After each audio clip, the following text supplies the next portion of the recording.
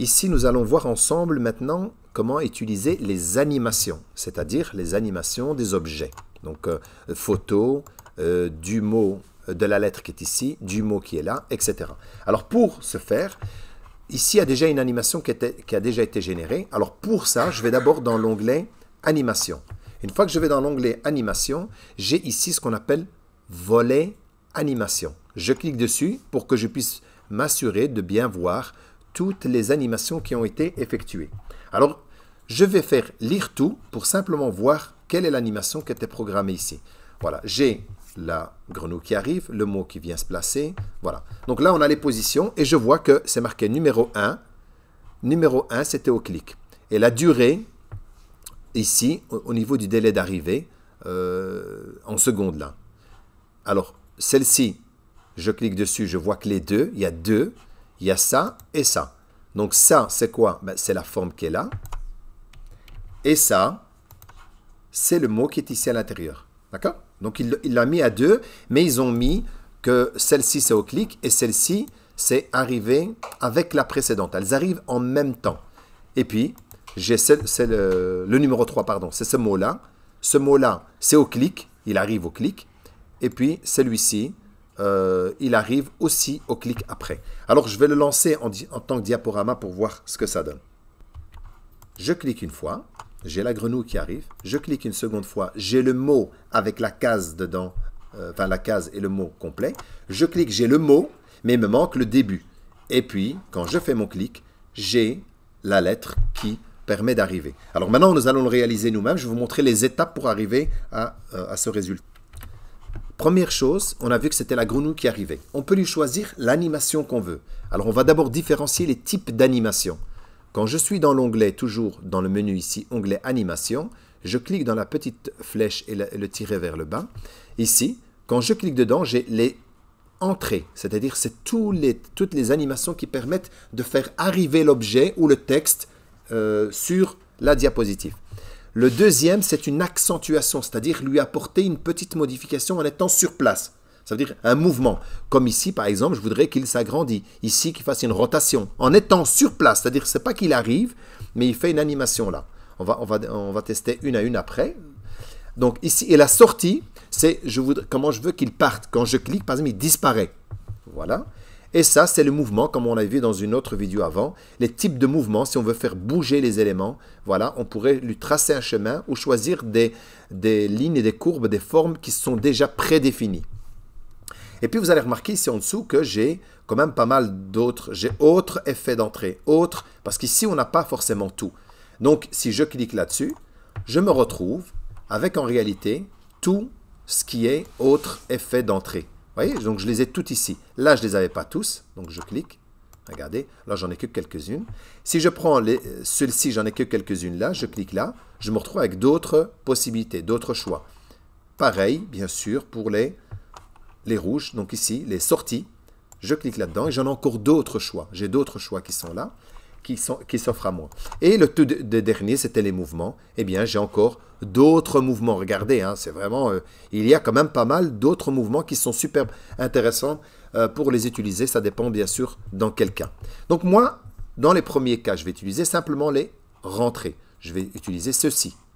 Et donc celle-ci, je ne suis pas obligé d'utiliser les mêmes effets que celui qu'on a vu dans l'animation avant.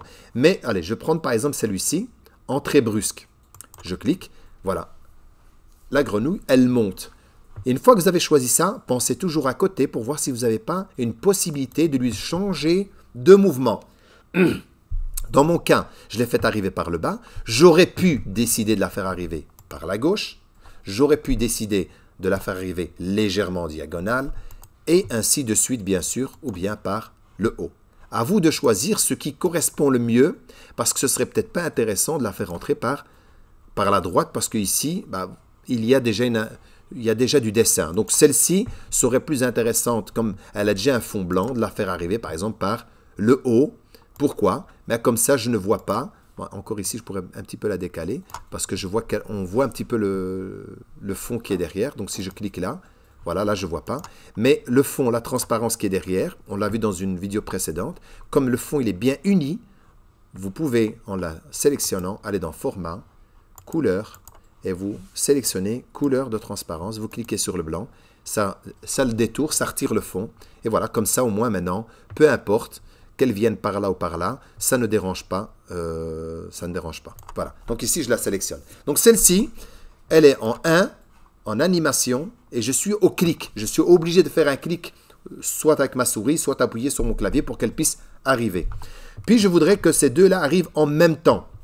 Alors je pourrais cliquer sur le premier, puis sélectionner le deuxième en appuyant sur la touche Shift, c'est-à-dire la flèche pointée vers le haut qui est au-dessus de la touche CTRL du clavier en bas à gauche.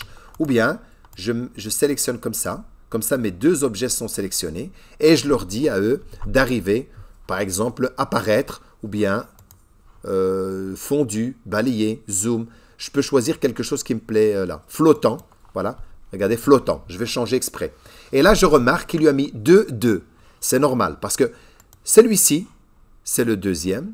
Et celui-là, c'est celui-là. Et si je veux inverser, je n'ai qu'à cliquer, le déplacer vers le bas. Et donc, mettre celui-là en premier, celui-là en deuxième. Mais attention, ici, s'il se met en premier, il devient numéro 1, il viendra en même temps que la grenouille. Ça veut dire qu'il faut que je lui dise au clic. Et je viens sélectionner au clic. Et le deuxième, qui est le mot, je ne veux pas que ça soit au clic. Je veux qu'il vienne après celui-là. Puisque c'est la lettre, elle doit venir en même temps. Sinon, je suis obligé de cliquer pour qu'elles arrivent. Donc, ça ferait comme ceci. Vous voyez, le mot va arriver, la lettre va arriver après. Ce n'est pas intéressant. Donc, je clique sur celle-là. Et je vais toujours dans le démarrage. Je lui dis avec la précédente, en même temps. Quand je cliquerai, donc attendez, il faut que je mette les deux. Le complet, lire tout. J'ai ma grenouille. Et les autres, elles viennent en même temps. D'accord? Voilà. Et il me reste le mot qui est ici d'abord. Je vais là et je peux lui choisir. Allez, on va lui choisir un petit peu autre chose. Une petite roue, par exemple. Hein. Voilà, c'est pour vous montrer un peu les effets. Voilà, là j'ai une roue. Et après, lui doit arriver après.